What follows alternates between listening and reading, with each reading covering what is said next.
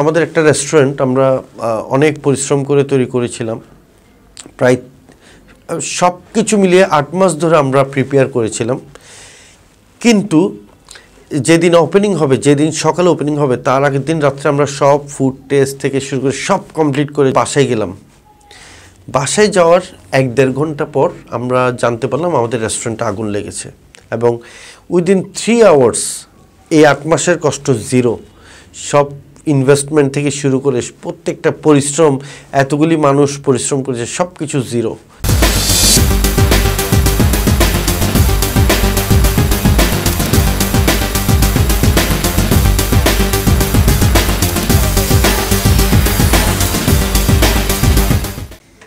আমার নাম মঞ্জুরুল হক, আমি বারকোড রেস্টুরেন্ট গ্রুপের ফাউন্ডার। আমার বাবা এন মোহাম্মদ গ্রুপের প্রতিষ্ঠাতা। বেসিক্যালি আমার বাবাও একজন এন্টারপ্রেনার ছিলেন। শূন্য থেকেই এই এন মোহাম্মদ গ্রুপের প্রতিষ্ঠিত হয়ে আমাদের বিজনেসের শুরুটা হয় ইউনাইটেড আরব আমিরাটস শারজাতে। সেই 1958 সালে আমাদের দুবাইতে বিজনেস স্টার্ট হয়। এরপরে আমার বাবা চিন্তা করলেন যে নিজের দেশে বিজনেস করা উচিত, নিজের দেশেই কিছু করা উচিত, যেন নিজের দেশের লোকজন কিছু করার সুযোগ পায় বা অনেকের কর্মসংস্থান তৈরি হয়। সেই থেকেই দুবাই থেকে আমরা বাংলাদেশ স্বাধীন হওয়ার পর আমরা বাংলাদেশে বিজনেস স্টার্ট করি। সেটা অবশ্য আমাদের জন্মের আগে। এরপর আমাদের এনমোড প্লাস্টিক, এনমোড ইঞ্জিনিয়ারিং এই প্রতিষ্ঠানগুলি আমার বাবাই চালাচ্ছিল। যখন আমি পড়ালেখা শেষ করে দেশে আসলাম, তখন আমি এনমোড গ্রুপে জয়েন করলাম। সো এনমোড গ্রুপটাই আমি তখন দেখাশোনা করতাম পুরোটা। একটা সময় 2012 সালের দিকে আমার বাবা মারা যান। আমার বাবা মারা যাওয়ার পর যেহেতু পারিবারিক বিজনেস, তখন আমি ঘরে বড় ছেলে, আমি তখন চিন্তা করলাম যে আমি নতুনভাবে কিছু করব। পারিবারিক প্রতিষ্ঠান, পরিবারের অন্যান্য সদস্যরা দেখবে, আমি নতুনভাবে কিছু স্টার্ট করব। সেভাবে খুব বেশি প্রফেশনালি কিছু চিন্তা করে স্টার্ট করেছি তা না।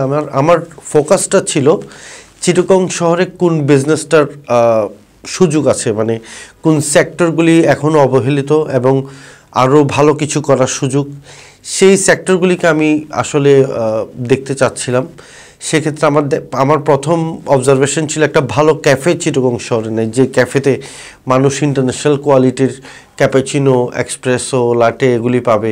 যেমন অনেক ফরেনার আমাদের শহরে আসে, কিন্তু একটা প্রপার ক্যাফের পরিবেশ কিন্তু একসময় ছিল না। রেস্টুরেন্ট অনেক ছিল, বাট ক্যাফে ছিল না। সেই থেকে আমার একটা ইচ্ছা ছিল যে একটা ডিফারেন্ট টাইপের ক্যাফে করব, যেখানে different in a way, just coffee পাওয়া যাবে তা না, পরিবেশটাও থাকবে এমন যেন মানুষ অনেকক্ষণ ধরে বসে গল্প করতে পারে, খাওয়া দাওয়া করবে কম খরচে এবং হাইজেনিক খাওয়া পাবে। প্লাস স্টুডেন্টসদের জন্য আমাদের প্রধান লক্ষ্য ছিল শুরুতে স্টুডেন্টসরা যেন বসে এক জায়গায় বসে একটা সেফ জোনে আড্ডা মারতে পারে, খাওয়া দাওয়া করতে পারে বা গ্রুপ স্টাডি করতে পারে। সেই প্ল্যান থেকে বেসিক্যালি বারকোড ক্যাফেটা আমার মাথায় আসে, এবং বাকিটা আমি বলবো ইতিহাস সোজা বাংলায়। বারকোড ক্যাফে করার পর আসলে আমার যে বারকোডের একটা ফ্যান গ্রুপ তৈরি হয়েছিল চিটাগংয়ে, তারা ছিল আমাদের biggest support, inspiration and whatever you say, সব কিছু। তারা ছিল আমাদের সত্যি কথা গাইডলাইন। তারা একটা সময় বুঝতে পারলাম তারা আমাদের থেকে আরও কিছু চাই। যেমন আমরা স্টার্ট করেছিলাম জাস্ট 4টা ফুডের আইটেম দিয়ে, 4টা সেট মিল, কফি, ড্রিঙ্কস, ডেজার্টস দিয়ে। বাট আলটিমেটলি আমাদের বারকোডিয়ানসদের ডিমান্ড ফুলফিল করার জন্য আমাদেরকে আরও বেশি রিচ করলাম মেনু ওয়াইজ। এখন আমাদের বারকোড ক্যাফেতে 100টার উপর আইটেম পাওয়া যায়। পর্যায়ক্রমে খাওয়া নিয়ে কাজ করা শুরু করলাম। তাও খাওয়াতে আমরা কোন সেক্টরগুলি নাই, কোন জিনিসের অভাব আছে, সেই জিনিসগুলি নোটিফাই করে আমরা খাওয়ার বিজনেসটাকে ডেভেলপ করার চেষ্টা করলাম। যেমন আমরা পরের প্রজেক্ট ছিল আমাদের ফুচকা, চটপটি, দোসা, যেগুলি street food. Basically street food অনেক পপুলার আমাদের শহরে এবং সবাই খেতে চায়, আমি নিজেও খেতে চাই। কিন্তু আমি দেখলাম যে হাইজেনিক একটা স্ট্রিট ফুড, হাইজেনিক ফুচকা বা হাইজেনিক চটপটি হাইজেনিক ওয়েতে কোথাও পাওয়া যায় না। সো তখন থেকে আমি প্ল্যান করলাম আমরা হাইজেনিক ওয়েতে ফুচকা, চটপটি, দোসা এগুলি দিব। আলহামদুলিল্লাহ উই আর সাকসেসফুল। এবং বারগুইশ টাউন আমাদের ওই রেস্টুরেন্ট, যেখানে আমরা স্ট্রিট ফুডগুলি সেল করি, খুব ভালো রেসপন্স এবং আমরা মানুষের সাথে কথা বলি যারা আসে রেগুলার, তারা বলে ইউ আর স্যাটিসফাইড, আমরা খেয়ে কোনো আনকমফোর্টেবল ফিল করি না, তার মানে আমরা বুঝতে পারি এটা অনেক হাইজেনিক ফুড। এই চ্যাপ্টারের পর আমরা স্টার্ট করলাম মেজবান একটা রেস্টুরেন্ট, আমাদের যে চিটাগংয়ের ঐতিহ্যবাহী খাওয়ার মেজবান। আমাদের শহরে এমন কোনো রেস্টুরেন্ট আগে ছিল না যেটাতে সপ্তাহে 7 দিন মেজবানের মাংস পাওয়া যাবে। অনেকগুলি রেস্টুরেন্ট করতো কি সোমবার, বৃহস্পতিবার, এভাবে সপ্তাহে 1 দিন কিংবা 2 দিন করতো, বাট আমরা প্ল্যান করলাম সপ্তাহে 7 দিন, বিজনেস প্রফিট হোক না হোক, বাট আমরা সপ্তাহে 7 দিন প্রপারলি মেজবান যেভাবে আমরা চিটাগংয়ে রান্না করি ঠিক সেইভাবে রান্না করে মেজবানটাকে আমরা মানুষের জন্য তৈরি করব। যেন যারা চিটাগং শহরে থাকে শুধু তারাই নয়, যারা চিটাগংয়ের বাইরে থেকে ডেলি চিটাগংয়ে আসছেন, অনেক ফরেনার যারা আসে, তারা যেন আমাদের ট্র্যাডিশনাল ফুডটা যখন ইচ্ছা তখন খেয়ে দেখতে পারে, ট্রাই করতে পারে। ইন্টারন্যাশনাল একজন ফুড ট্রাভেলার আছে, ফুড রিভিউ করে, ফুড রেঞ্জার্সের যে ভদ্রলোক ট্রেভর জেমস, উনি আমাকে একটা কথা বলে আমার খুব ভালো লেগেছে। ওনার একটা কথা যে উনি পুরো দুনিয়াতে অনেক দেশে বিফের অনেকগুলি ফর্ম ট্রাই করেছেন, বাট চিটাগংয়ের যে মেজবানের যে একটা ফ্লেভার, মেজবানের যে বিফের যে ফর্মটা আমরা তৈরি করি চিটাগংয়ে, দিস ইজ সামথিং এলস। উনি বলছে এই এত মজার বিফ উনি কোথাও কখনো ট্রাই করেনি। যাই হোক, মেজবান শেষ করার পর আমরা তারপরেও থেমেছিলাম না, আমরা এরপর কাজ করেছি বিয়েবাড়ির খাওয়া নিয়ে। অনেক সময় দেখা যায় হঠাৎ বিয়েবাড়ির পোলাও, জর্দাবাত কিংবা বোরহানি, কোরমা, সো সেই ধরনের খাওয়া যেন সবসময় পাওয়া যায়, সেই ব্যবস্থা করার জন্য আমরা করেছিলাম বীর চট্টলা নামে একটা রেস্টুরেন্ট। এবং বীর চট্টলাতে শুধু বিয়েবাড়ির খাওয়া না, আমাদের যে ঐতিহ্যবাহী বাংলাদেশি খাওয়া, ভর্তা, মাছ, বিভিন্ন ধরনের মুরগি, সো বিভিন্নভাবে প্রিপেয়ার করা মুরগি, হাঁস, এই আইটেমগুলি পাওয়া যায় এবং এটাও খুব সাকসেসফুল। বেসিক্যালি আমাদের রেস্টুরেন্টটা সাকসেসফুল হওয়ার পিছনে প্রধান কারণ আমাদের যে সেক্টরটা সিলেক্ট করেছি, আমরা জাস্ট খাওয়ার দোকান করিনি। আমরা চাইলে যেই প্রজেক্টগুলি আমাদের বেশি প্রফিট দেয় ওইগুলিকেই কপি করতে পারতাম, বাট আমরা সেটা না করে আমরা নতুন কিছু তৈরি করেছি প্রত্যেকটা ব্রাঞ্চে, যেন শুধু বিজনেস না, মানুষজন যেন একটা ডিফারেন্ট টাইপের খাওয়া বা যেটা কোথাও পাওয়া যায় না সেই খাওয়াটা পাই। এই যে টোটাল প্রসেস, এতগুলি রেস্টুরেন্ট করলাম, এখন আপনি যখন আমাদের কোনো একটা রেস্টুরেন্টে যাবেন, বসবেন, খাবেন, ইট লুক সো স্মুথ, সো মানে স্মুথ লাইক এনিথিং, খুব ভালো চলছে সব কিছু, but it's not a easy business, অনেক ডিফিকাল্ট। সো প্রত্যেকটা স্টেপ অনেক ডিফিকাল্ট ছিল। এই ডিফিকাল্ট থাকে এগুলি, বাট আমরা এগুলি মেনটেন করি।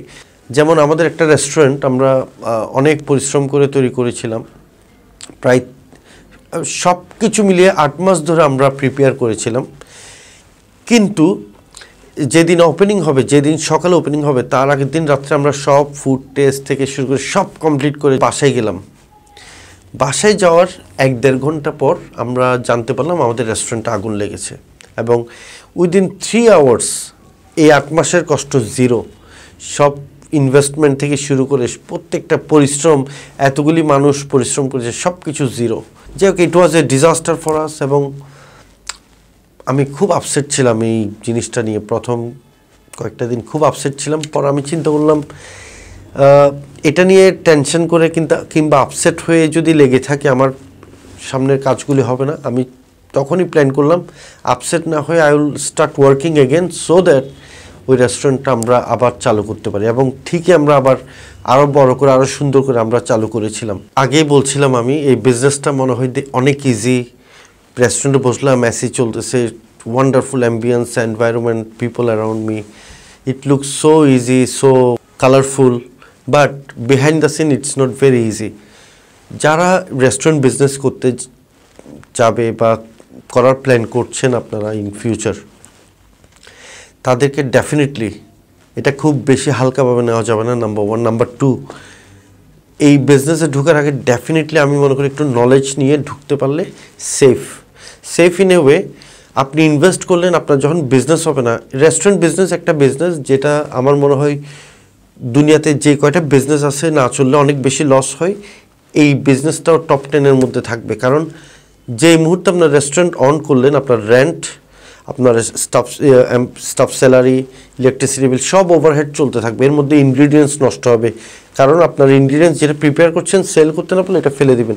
সো লসটা অনেক চক্রবৃদ্ধি হারে অনেক বড় হয়ে যায়। সো ইনভেস্ট করার আগে খুব ভালোভাবে পিন পয়েন্টেড করে প্রত্যেকটা জিনিস আপনার এই বিজনেসে আসতে হবে, এবং definitely location is very important factor.